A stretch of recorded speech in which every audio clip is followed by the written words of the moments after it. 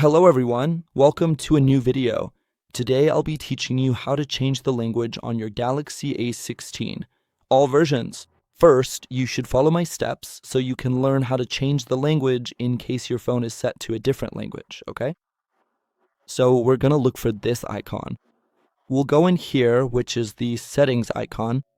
We're gonna scroll down to this other icon here. We're gonna enter here.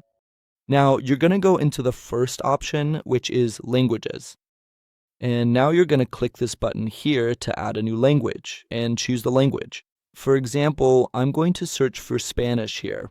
I'll select Spanish from Spain, and now I'll click the option on the right to immediately change my phone to Spanish. As you can see, after a few seconds, the phone will switch to the language that's in the first position.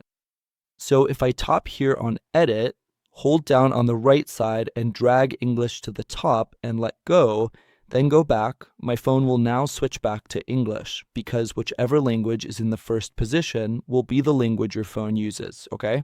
So that's it for today's video. I hope I was able to help. If I helped you, don't forget to like, leave your comment down below, and if possible, subscribe to the channel for more videos.